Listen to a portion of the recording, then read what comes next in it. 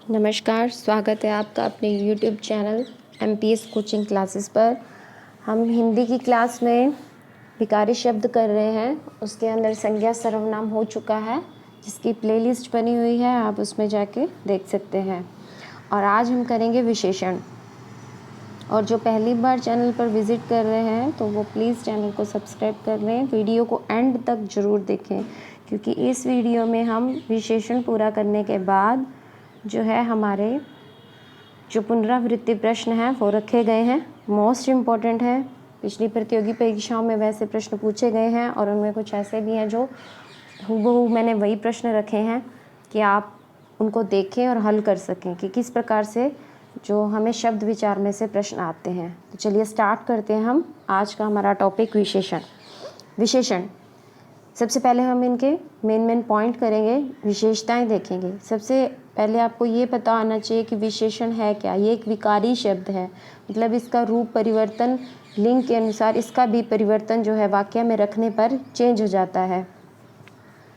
ठीक है, विशेषण वो से कहते हैं। अब इसकी हम विशेषताएं देखते हैं। विशेषण का शाब्दिक अर्थ है विशेषता। संज्ञा अथवा सर्वनाम की विशेषता बताने वाले शब्दों को विशेषण कहते हैं। ये आप याद रखेंगे कि विशेषण का शाब्दिक अर्थ क्या होगा अगर वो पूछता है तो विशेषता। ऐसे छोटे छोटे माइनर प्रश्न होते हैं जब आते हैं और हम परेशान हो जाते हैं वहाँ पे ऑप्शन देख के। तो आप अभी से अपने जो है जो भी डाउट्स हैं वो क्लियर करें और इसको अच्छे से देखें। विशेषण की भी विशेषता बताने वाले शब्दों को क्या कहते हैं? प्रविशेषण। जैसे हमने विशेषण किया कि नीली साड़ी। साड़ी की विशेषता है कि वो नीली है, उसका गुण है ना कि वो नीली है। मगर मैं कहूँ कि चटक नीली साड़ी या बहुत नीली साड़ी, तो वो क्या होगा? प्रविशेषण। विशेषण की भी विशेषता हो जाएगी प्रविशेषण। तो आपको इन चीज़ों को ध्यान रखना है कि हमें वो विशेषण पूछ रहा है या प्रविशेषण पूछ रहा है। ठीक है, ऐसे अभी तो अपने इसके कई उदाहरण करेंगे, ध्यान रखेंगे। जिस संज्ञा या सर्वनाम की विशेषता बताई जाती है उसे क्या कहते हैं? विशेष्य। अब आपको एक चीज़ याद रखनी है, विशेषण, प्रविशेषण और विशेष्य, तीन चीज़ें हो गई हमारे पास। ठीक है, विशेष्य क्या होता है? जिस संज्ञा या सर्वनाम की विशेषता बताई जाती है उसे विशेष्य कहते हैं। संज्ञा से पहले लगने वाले विशेषण को उद्देश्य विशेषण और बाद में लगने वाले विशेषण को विधेय विशेषण कहते हैं। ये लाइन आपको समझ आ गई? क्या कह रहा है? संज्ञा, अब इसको अपने इससे समझेंगे। देखिए हमारे पास ये क्या है? संज्ञा, और इसके अगर पहले विशेषण आए तो उद्देश्य विशेषण, बाद में विशेषण आए तो विधेय विशेषण। ठीक है जी। आम बहुत मीठा है। अब देखिए आम क्या है? संज्ञा, साथ में क्या है? विशेष्य। आपने अब विशेष्य शब्द को याद रखना है हमेशा। आम क्या है? संज्ञा मतलब जिसकी हम विशेषता बता रहे हैं उसको क्या कहते हैं? विशेष्य। बहुत मीठा है, अभी मैंने बताया था ना, बहुत मीठा है। मीठा क्या है? उसकी विशेषता। मीठा होना आम की विशेषता और बहुत मीठा होना बहुत प्रविशेषण है। ये आप याद रखेंगे। और ये यहाँ पे विधेय विशेषण है। क्यों? आम आ गया है पहले और इसकी जो विशेषता गई है पीछे। संज्ञा के बाद लगने वाले विशेषण को क्या कहते हैं? विधेय विशेषण, और पहले लगने वाले को क्या कहते हैं? उद्देश्य विशेषण। तो हमारे पास जो ये इस पंक्ति में, इस उदाहरण में जो विशेषता है वो क्या है? विधेय विशेषण। अब अपने आगे उद्देश्य विशेषण का एक उदाहरण देखते हैं। देखिए, बहुत मीठा आम। आम कैसा है? बहुत मीठा है। बहुत मीठा आम। अब देखिए संज्ञा जो है हमारा विशेष्य है वो कहाँ चला गया है? पीछे। कहाँ चला गया है? पीछे। आम कैसा है? मीठा है। मीठा भी कैसा है? बहुत मीठा है। तो ये आम संज्ञा से पहले जो विशेषता लगती है, विशेषण लगती है, वो है उद्देश्य विशेषण। यहाँ पे हमारे पास उद्देश्य विशेषण का भी उदाहरण आ गया। और ऊपर हमारा था विधेय विशेषण, वो भी हमारा उदाहरण आ गया। अब देखिए इन दोनों में अंतर। यहाँ तो है आम की विशेषता विधेय, और यहाँ है आम की विशेषता, उद्देश्य। ये हमारे पास 2 समीकरण, 2 विशेषताएं तैयार हो गई। ठीक है जी। मैं आपको फिर कहूँगी, जो हमेशा कहती हूँ, अपने नोट्स ज़रूर बनाएं। केवल सुन लेने से या देख लेने से हम एक बार के लिए कहेंगे कि डाउट्स क्लियर हो जाते हैं, मगर हम कहें कि हमें वो चीज़ परमानेंट स्थायी रूप से याद रहे, तो उसके लिए हमें हमारा अभ्यास ज़रूरी है। उसके लिए हमें हमारे खुद के नोट्स ज़रूरी हैं कि जिस दिन हमारा एग्ज़ाम है, आज मान लीजिए एग्ज़ाम है 9 बजे, तो हमें क्या है, अपनी ही जो है बनाए हुए नोट्स जो होते हैं वही काम आते हैं। हम उनको देखते हैं फटाफट से, ये उदाहरण है, ये हमारे हाईलाइट किए हुए हैं, इनको देखना और हमें जाना है।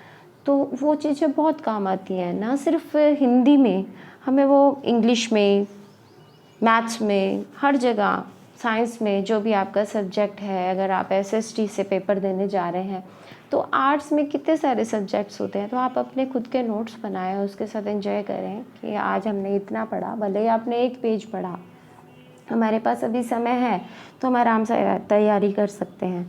तो मेरी यही राय रहेगी हमेशा कि आप अपने खुद के नोट्स बनाएं। हाँ जी, विशेषण के भेद कर रहे हैं हम। विशेषण के भेद कितने हैं? 5। देखिए, आप डाउटफुल ना रहना इसके अंदर। विशेषण के 5 भेद हैं या 4 भेद हैं। पहले हम जब पढ़ रहे थे तो 4 ही मान रहे थे, मगर अब जो किताबें आई हैं, जो ऑथेंटिक बुक्स आई हैं व्याकरण की, उसके अंदर 5 भेद दिए हैं। तो हमें तो उसके अकॉर्डिंग पेपर देना है। अगर हम जाके चैलेंज भी करते हैं तो हम क्या करेंगे, उसी बुक को लेके जाएंगे, तो उसमें 5 भेद हैं, तो हमें 5 भेद है। आप देख रहे होंगे कि मैंने पहले 4 लिखा, तो मैंने टैली किया कि उस बुक में क्या है, तो उस बुक में 5 है, जो हमारी व्याकरण की बुक है, तो उसमें क्या है, 5 भेद हैं। तो अपने को क्या याद रखने हैं? 5 ही याद रखने हैं, गलत मत कर देना। कौन कौन से 5 हैं ये देखिए आप। विशेषण के भेद: गुणवाचक, संख्यावाचक, व्यक्तिवाचक। यही वाला जो भेद है जो अभी मैंने अलग से लिखा और मैं जानबूझ के इसको स्किप कर रही थी। व्यक्तिवाचक, ये वाला जो भेद है, पहले ये भेद जो है गुणवाचक के अंदर ही डाला हुआ था, मगर अब इसको, अब वाली जो व्याकरण की बुक आ रही है उसके अंदर इसको अलग से भेद बनाया है। तो हमारा पहला भेद है गुणवाचक, दूसरा व्यक्तिवाचक, थर्ड संख्यावाचक, चौथा परिमाणवाचक। परिमाणवाचक है ये, परिणामवाचक नहीं है। कई बहुत लोग गलत बोलते हैं, परिमाण कैसे लिखते हैं अभी देख लीजिए। और 5th वन इज संकेतवाचक या सार्वनामिक विशेषण। ये हमारे पास ये भेद आ गए: गुणवाचक, व्यक्तिवाचक, संख्यावाचक, परिमाणवाचक, संकेतवाचक या सार्वनामिक। अब आपको इनको याद रखना है, क्या क्या इनके नाम हैं। कई बार होता है कि वो अपने ऑप्शन में यही रखता है कि कौन सा नहीं है, तो हमें जो पता होगा तो हम आराम से कर जाएंगे, उसमें कोई भी इतना डरने वाली बात नहीं है। अब हम करने चाह रहे हैं गुणवाचक, मगर उससे पहले ये भी देख लें कि संख्यावाचक के अंदर निश्चित संख्यावाचक और अनिश्चित संख्यावाचक 2 भेद हो रहा है। सेम ऐसे ही परिमाणवाचक में निश्चित परिमाणवाचक और अनिश्चित परिमाणवाचक भी 2 भेद हैं। इनको हम आगे पूरा डिटेल में पढ़ेंगे। इतना आपको भी पता होना चाहिए कि हमारे भेद कितने हैं, 5। ठीक है जी। चलिए गुणवाचक विशेषण करते हैं अब। गुणवाचक विशेषण: संज्ञा के गुण, दोष, आकार, स्वभाव, रूप, रंग, अवस्था अथवा दशा का बोध कराने वाले शब्दों को गुणवाचक विशेषण कहते हैं। गुण के अंदर केवल गुण ही नहीं आएंगे कि अच्छा ही नहीं आएगा, जो उसके पॉजिटिव पार्ट्स हैं वो भी आएंगे। कैसे? विलोम है वो भी आएंगे। गोरा है तो काला भी आएगा, अच्छा है तो बुरा भी आएगा। ये चीज़ें अभी आप याद रख लो, बाद में आपको कंफ्यूजन नहीं होगा कि हाँ अच्छा है तो वो गुणवाचक विशेषण में आएगा, अगर कोई दोष है, बुरा है, लालची है, दुष्ट है, तो वो उसमें नहीं आएगा, वो कहीं और किसी और में जाएगा। नहीं, गुणवाचक में आएगा, क्योंकि हमने पहली लाइन में क्या बोला? गुण, दोष, विलोम हो गए, आकार हो गया, स्वभाव, रूप, रंग, अवस्था अथवा दशा। अब इनको हमने किस तरह से देखना है कि इनमें क्या क्या आते हैं, कुछ उदाहरणों से अपने देखते हैं। गुण में आएगा अच्छा, सुंदर, ईमानदार, अच्छा, सुंदर, ईमानदार, बलवान, सच्चा, दानी, सीधा, शांत आदि। और दोष में क्या आएंगे? बुरा, लालची, दुष्ट, अनुचित, झूठा, क्रूर, बेईमान, पापी आदि। अब ये अपने यहाँ पे शब्द शुद्धि भी कर लेते हैं। दुष्ट में द को छोटे उ की मात्रा आती है। अनुचित में अनु उपसर्ग है, इसलिए इसको छोटे उ की मात्रा है। अनु उपसर्ग है या अनु उपसर्ग है? आप खुद देखेंगे, मुझे बताएंगे। अनुचित में कौन सा उपसर्ग है? ये आपके लिए एक प्रश्न है। आप मुझे कमेंट करके बताएंगे कि अनुचित में अनुपसर्ग है या अनुपसर्ग है। ठीक है, मेरे जो प्रश्न को ध्यान से सुनना, अनुचित में कौन सा उपसर्ग है?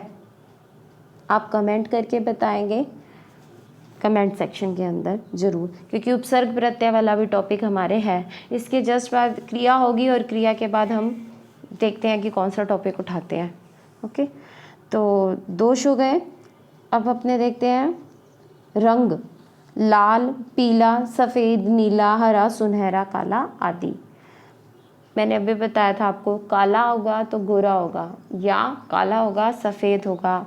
इसी तरह से अच्छा होगा, बुरा होगा, सुंदर, असुंदर, लालची, कुछ भी, दुष्ट, घनिष्ठ, कुछ भी, ये उनके क्या हैं? गुण हैं। अब अपने देखेंगे अवस्था। अवस्था कैसी है उनकी? गीला, गाढ़ा, सूखा, घना, ये अवस्थाएं हैं। कोई भी चीज़ है, अगर वो गीली है, उसका जो मटेरियल है वो कैसा है? गाढ़ा है। सूखा है, कोई भी जगह है वो सूखी है, या कोई कपड़ा वो खुरदरा हो सकता है, खुरदरा भी अपने इसमें ले सकते हैं। और सूखा कह देंगे। घना, घना जंगल, तो जंगल की क्या विशेषता है? वो घना है। गरीब आदमी, उद्यमी व्यक्ति, रोगी व्यक्ति, अस्वस्थ व्यक्ति, अस्वस्थ पुरुष, महिला, बच्चा, कुछ भी, बूढ़ा, जवान, अमीर, कमज़ोर, नया, पुराना आदि। इसके अलावा भी बहुत सारे उदाहरण हैं, मगर जहाँ तक मेरा अनुमान है कि अपने को इसमें से प्रश्न जो है मिल जाते हैं, जो पीछे पेपरों में देखे गए हैं कि ये वाले प्रश्न आए हैं, तो इनमें से आ जाते हैं। तो आकार देखेंगे अब अपने, आकार कौन सा आएगा? लंबा, पतला, मोटा,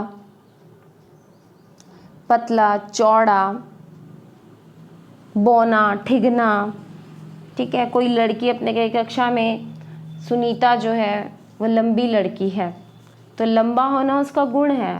और कहें कि XYZ कोई भी और लड़की है, संगीता लड़की है, वो बौनी लड़की है, तो बौना होना उसका कोई अपराध नहीं है, वो भी उसका एक गुण है कि वो बौनी है, तो ये भी गुणवाचक संज्ञा में आएंगे। ठीक है, अब अपने देखेंगे लड़का ईमानदार है। अब बताएंगे इसके, आप उदाहरण देखेंगे कि लड़का क्या है? ईमानदार है। तो ईमानदार होना उसकी क्या है? विशेषता। और लड़का क्या है? संज्ञा या विशेष्य। संज्ञा के साथ साथ आप इसको विशेष्य याद रखेंगे, क्योंकि वहाँ पे वो विशेष्य ही पूछेगा। इस विशेष्य की विशेषता क्या है? कि लड़का ईमानदार है। बहुत सुंदर गाड़ी, गाड़ी कैसी है?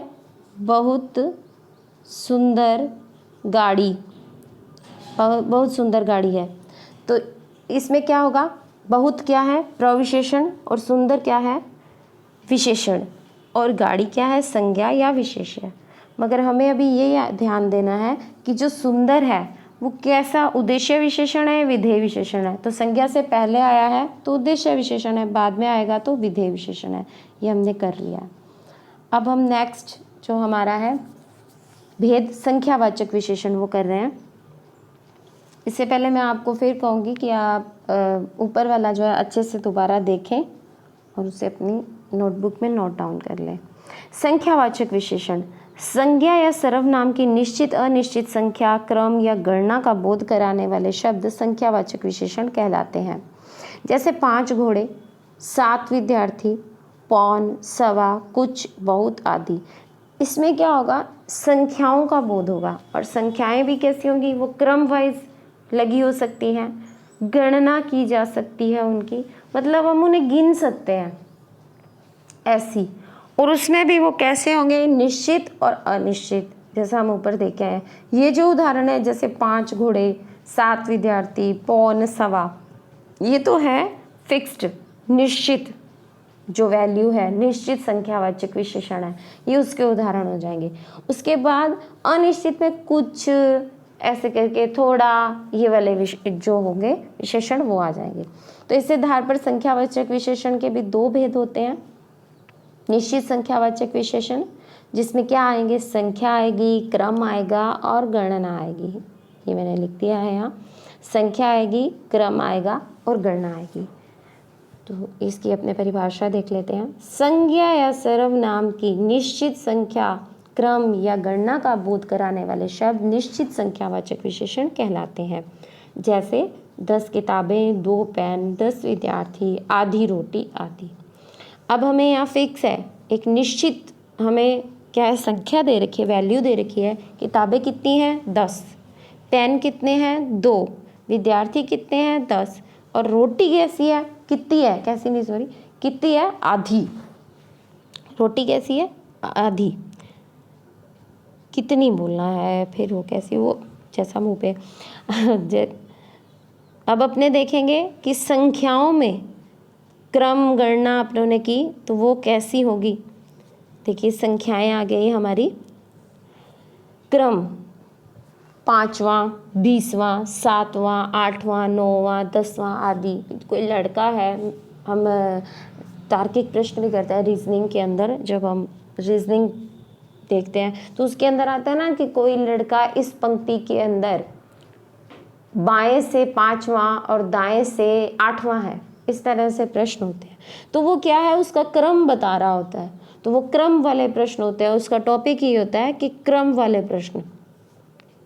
तो हम उसकी सीरीज या क्रम को देखते हैं। अब इसके बाद गणना, मैंने बहुत सारी बुक्स ली, उनकी मैंने गणना की, 1 2 3 4 5 6 7 8 9 10 11 12 दर्जन हो गए। जैसे ही दर्जन हुए तो उसके अंदर 12 जो होंगी एक वस्तुएं होंगी जिन्हें मैं गिन सकती हूँ। उसके बाद मैं उसके दर्जन गिन सकती हूँ, कितने दर्जन है, 2 दर्जन, 3 दर्जन, 4 दर्जन, तो एक दर्जन में 12 वस्तुएं होती हैं।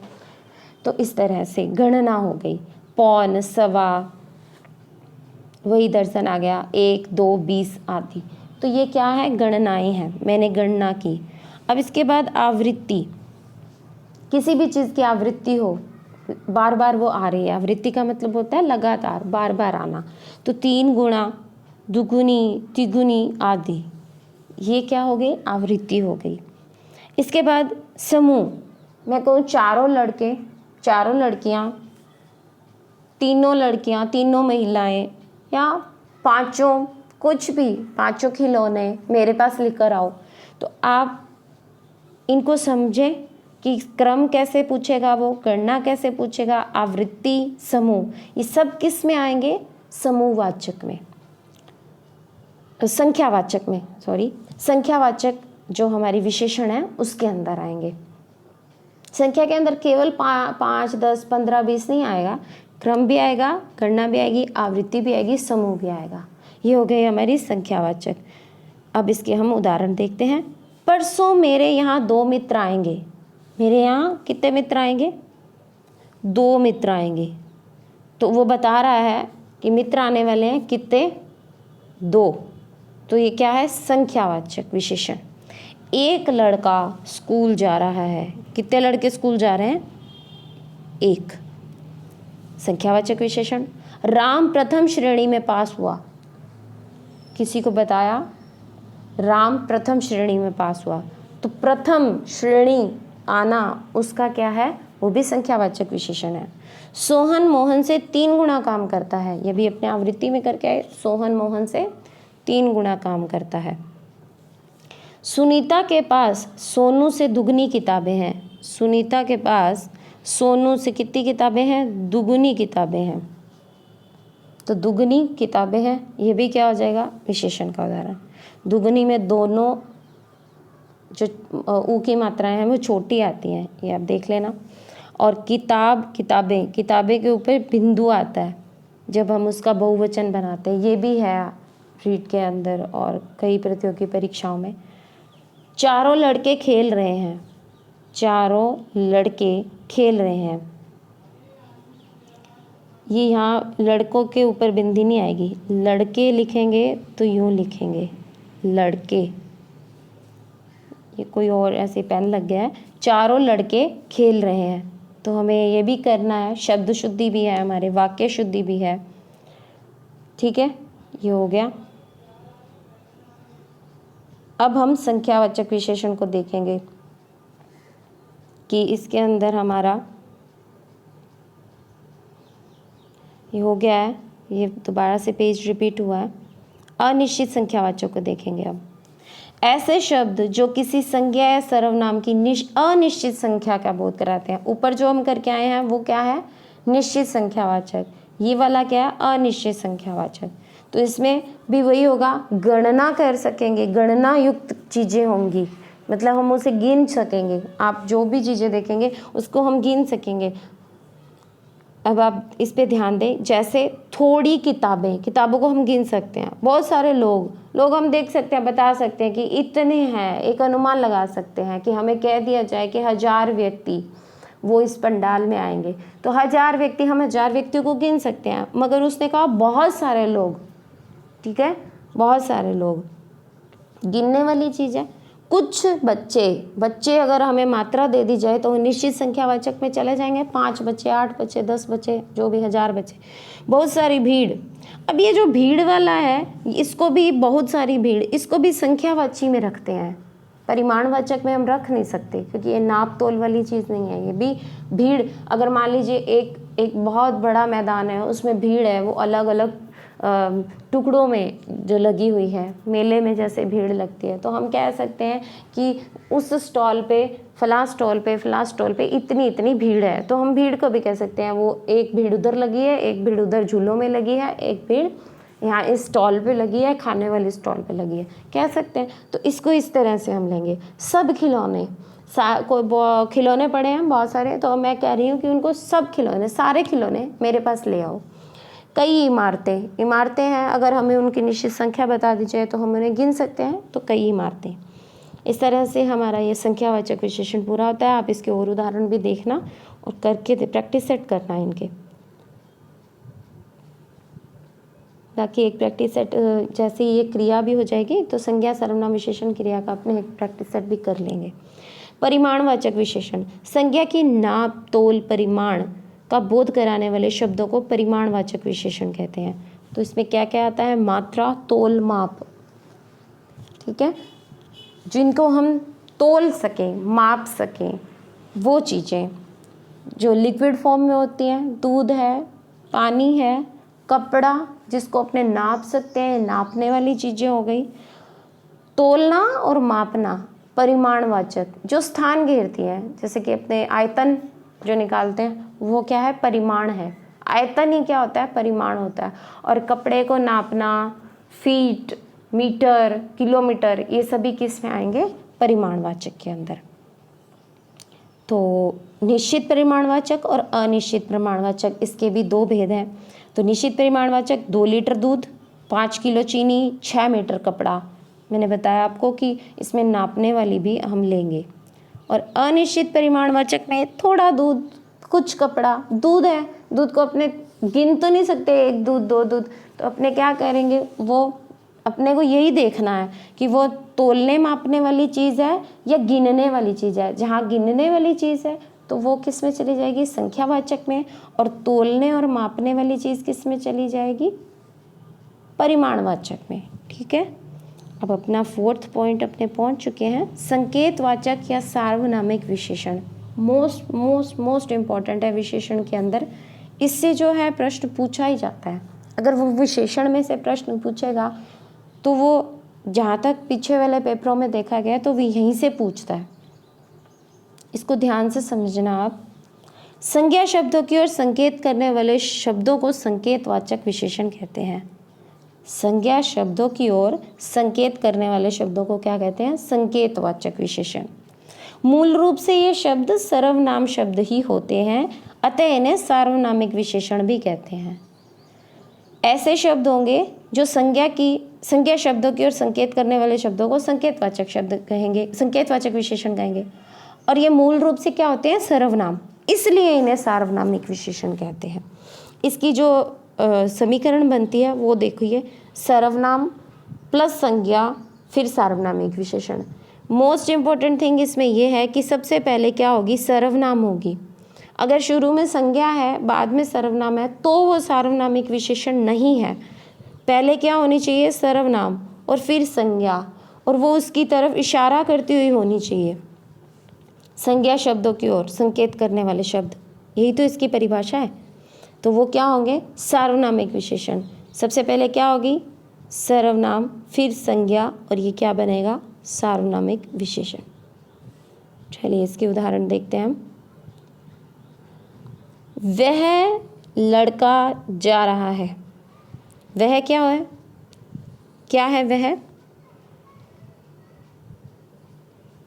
वह क्या है? एक सर्वनाम। मैंने ऊपर लिखा भी है, वह क्या है? एक सर्वनाम। लड़का क्या है? संज्ञा। तो ये जो वह है इस लड़के की तरफ इशारा कर रहा है। कौन जा रहा है? वह लड़का जा रहा है। एक निश्चितता भी है कि वह जा रहा है, और कौन निश्चित कर रहा है उसे? एक सर्वनाम निश्चित कर रही है कि वो संज्ञा जा रही है। यह किताब मेरी है। अब देखिए, यह भी क्या है? एक सर्वनाम। किताब क्या है? संज्ञा। तो यह सर्वनाम बता रही है इस संज्ञा शब्द को कि यह किताब मेरी है। मैंने इशारा करके बताया, यह बोल के, यह किताब मेरी है।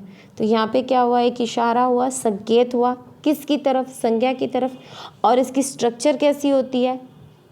पहले सर्वनाम होगी, फिर संज्ञा होगी, ठीक है, फिर ये क्या होगी? सार्वनामिक विशेषण। अन्यथा ये सर्वनामी होगी। जैसे कि मैंने अगला उदाहरण रख ही दिया, किताब मेरी है। देखिए किताब जो है वो क्या है? एक संज्ञा है। उसके बाद मेरी भी तो सर्वनाम है। उससे पहले कोई सर्वनाम लगी है संज्ञा से पहले, तो ये क्या किसका उदाहरण होगा? ये सर्वनाम का उदाहरण होगा, ना कि सार्वनामिक विशेषण या संकेतवाचक विशेषण का। इसको आपने इसके कई उदाहरण करने हैं, फिर जाके ये आपके क्लियर हो जाएगा। कई बड़े उदाहरण भी होते हैं, उनमें से हमें वो अंडरलाइन करके रेखांकित शब्द से पूछता है, क्रमशः 2-2, 3-3 प्रश्नों को मिक्स करके पूछता है कि इसमें कौन सी विशेषण है, कौन सी संज्ञा है, विधेय क्या है, अगर कोई गुण भी आ रहा है तो वो पूछेगा। तो जब हमारे सारे के सारी ये चीज़ें क्लियर होंगी तो हम कर पाएंगे। अब हमारा 5th पॉइंट, व्यक्तिवाचक विशेषण। ऐसे शब्द जो मूल रूप से व्यक्तिवाचक संज्ञा है किंतु वाक्य में विशेषण का कार्य कर रहे हैं, उन्हें व्यक्तिवाचक विशेषण कहते हैं। यद्यपि ये स्वयं संज्ञा शब्द हैं, यद्यपि ये कैसे हैं? स्वयं संज्ञा शब्द हैं, किंतु वाक्य में अन्य संज्ञा शब्द की ही विशेषता बता रहे हैं। आपको समझ आ गया होगा।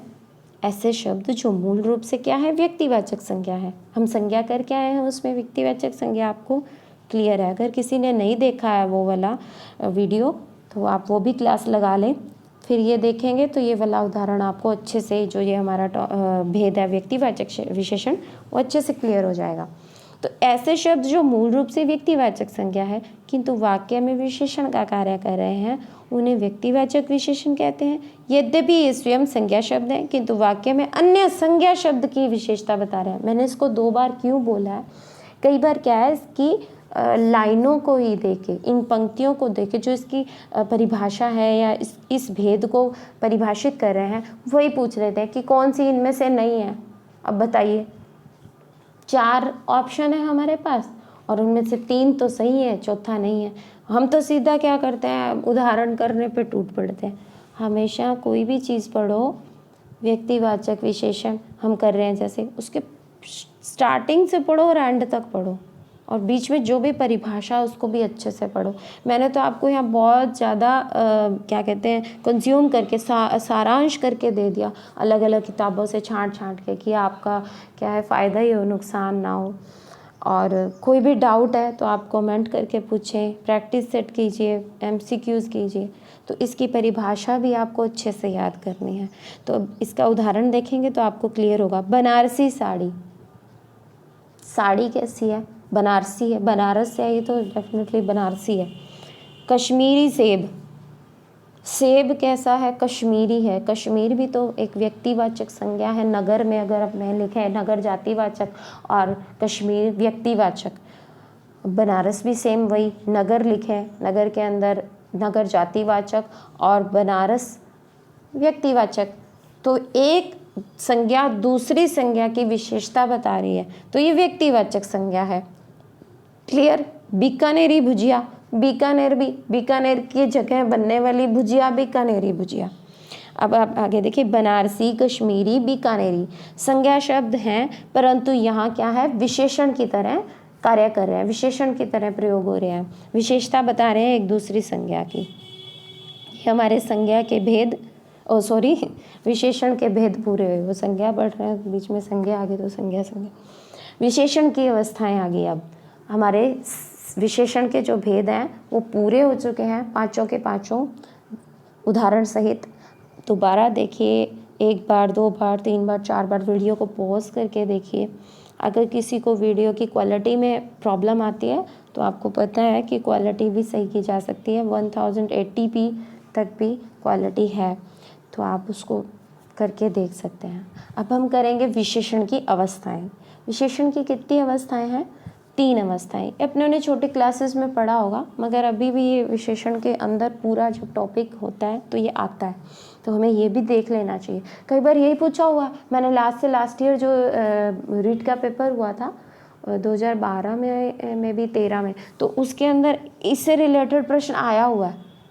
बहुत ही आसान प्रश्न, मगर फिर भी स्टूडेंट्स के गलत हुए हैं।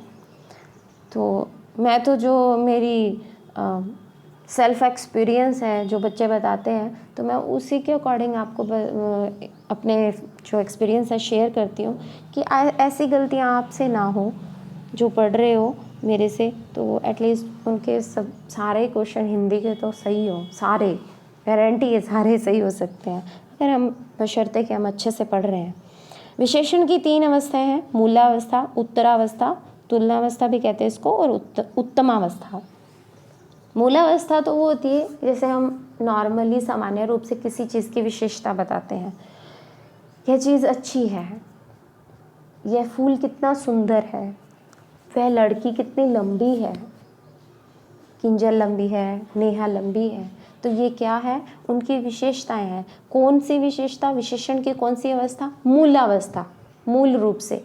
और उत्तरा या तुलनावस्था के अंदर क्या आएगा? 2 जनों की, 2 व्यक्तियों की, 2 वस्तुओं की, 2 किसी भी चीज़ों की क्या है? तुलना होगी। से अच्छा, क्या से? यह खिलौना उस खिलौने से अच्छा है, ठीक है। यह कमरा उस कमरे से अच्छा है, आरामदायक है। ये क्या हो गई? तुलना हो गई। और इसके लिए सुंदर तर भी यूज़ होता है, प्रयोग होता है। तर पीछे लगा होता है, तर प्रत्यय, तो उससे भी हमें क्या पता चलता है? तुलना हो रही है 2 चीज़ों की। कैसी? उत्तरावस्था के अंदर। याद रखना, उत्तरावस्था, जो जब 2 चीज़ों में तुलना होती है उसको उत्तरावस्था बोलते हैं। ये भी पूछा जाता है। उत्तमावस्था, उत्तम, सबसे उत्तम जो होता है वो उत्तमावस्था में आएगा। सबसे सुंदर, सबसे अच्छा, सबसे लंबा। जैसे कि इंग्लिश में होती है ना, अपने डिग्रीज होती हैं, गुड, बेटर, बेस्ट, ये वही है, बस थोड़ा सा ये इसके शब्द चेंज हुए हैं। और जिनको इंग्लिश से ज़्यादा समझ आता है तो वो इंग्लिश से कंपेयर करके वही तुलना करके पढ़ लें, जो उत्तरावस्था में या तुलनावस्था में, मैं कह रही हूँ, तुलना करके पढ़ लें। हमें समझ आना चाहिए किसी भी वे में हमारा प्रश्न जब हम करें तो सही होना चाहिए। अब हम देखेंगे विशेषण की रचना।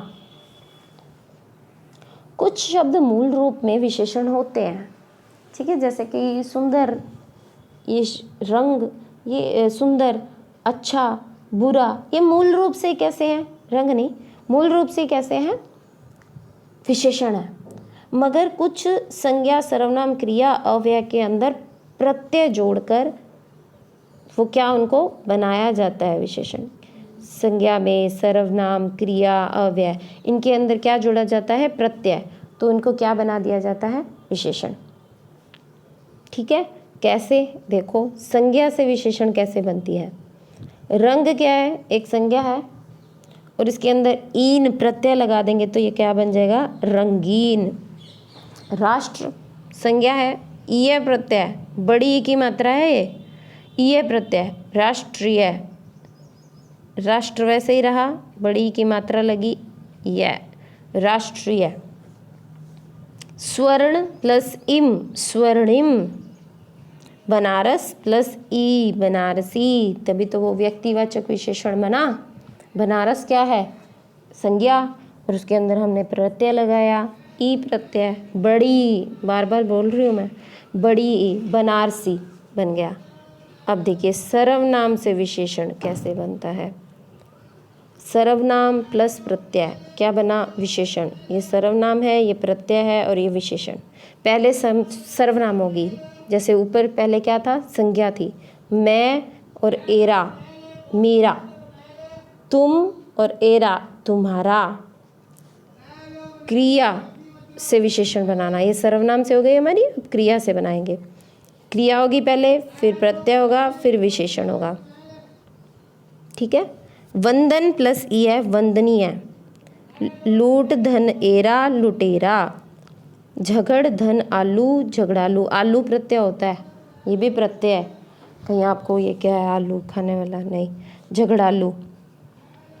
अव्यय से विशेषण बनाना, अव्यय plus Pratyaya is equal to विशेषण, क्या बनेगा, विशेषण। बाहर, अव्यय क्या होते हैं जिनको हम चेंज नहीं कर सकते, अव्यय। बाहर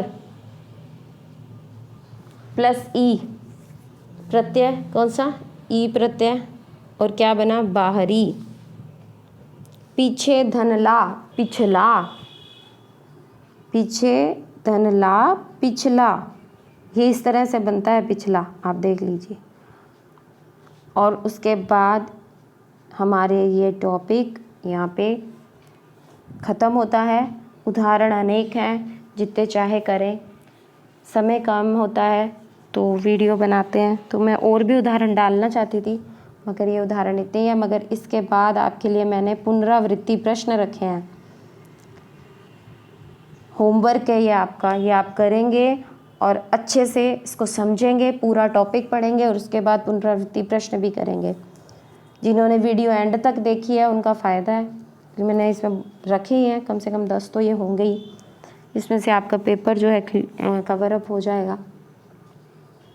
ये ऊपर देखिए, अपने एक बार फिर से उदाहरण देख लेते हैं। ये बेंगलोर एक स्वच्छ नगर है। बेंगलोर क्या है, एक नगर है, स्वच्छ विशेषण है, उसकी विशेषता है। वो कैसा है, स्वच्छ नगर है, स्वच्छ होना उसकी विशेषता है। और नगर क्या है, एक संज्ञा है। संज्ञा से पहले उसकी विशेषता आती है तो वो क्या होता है, उद्देश्य विशेषण। ठीक है। अब अपने इनके उदाहरण देखेंगे। अनु बहुत सुशील लड़की है। अब आप बताएंगे अनु कौन है, इसमें बहुत क्या है, सुशील क्या है, लड़की क्या है, ये अब आपने करना है, आपका होमवर्क है। और खुद अपने आप को नंबर देने हैं कि इतने प्रश्न थे, उसमें से मेरे कितने आए हैं। और कहीं आपको डाउट आ रहा है तो आपने क्या करना है, पूरी वीडियो को फिर से देखना है, अपने नोट्स बनाने हैं, नोट्स को देखना है, वीडियो और नोट्स दोनों को। ठीक है। विकास का हृदय बहुत कोमल है। विकास का हृदय बहुत कोमल है। विकास क्या है, हृदय बहुत कोमल है, क्या है, आपने इनके अंदर एक तो बताना है विशेष्य। ठीक। फिर आपने बताना है उद्देश्य विशेषण, फिर आपने बताना है विधेय विशेषण, फिर आपने इसमें बताना है प्रविशेषण, संज्ञा विशेष्य हो गई वो बतानी है। फिर आपने बताना है विशेषण का कौन सा भेद है। इतनी सारी चीज़ें आपको पता होंगी तो आपके बिल्कुल सभी एक एक एक एक करके पांचों के पांचों जो भेद हैं वो क्लियर हो जाएंगे।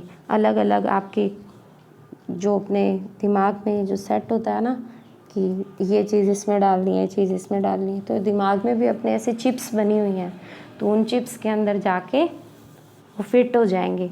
फिर वो आपको स्थायी ज्ञान परमानेंटली याद रहेगा। एक बार दोबारा कभी देखेंगे तो आपको याद हो जाएगा।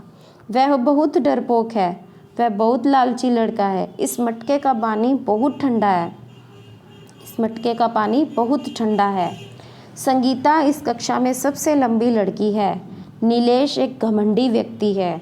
नीता ने मुझे उपहार में बनारसी साड़ी दी। यह रंगीन शीशियाँ बहुत आकर्षक हैं। ठीक है। बर्तन में थोड़ा दूध डाल दो। यह पायल बाहर गिरी थी। परसों मेरे यहाँ 2 लड़के आए थे जो भाई थे। यहाँ पे आपको यह पायल बाहर गिरी थी, इसमें देखना है, थोड़ा दूध में देखना है कौन सा है, रंगीन शीशियाँ इसमें बताना है। नीता ने मुझे उपहार में बनारसी साड़ी दी। घमंडी व्यक्ति, सबसे लंबी लड़की, अब इसमें आपको देखनी है कौन सी विशेषण है। ठीक है। परसों मेरे यहाँ 2 लड़के आए थे जो भाई थे। परसों मेरे यहाँ कितने लड़के आए थे? 2 लड़के आए थे जो भाई थे। जो भाई थे को एक बार रहने देना, ये अलग टॉपिक में जाएगा। तो 2 लड़के आए थे,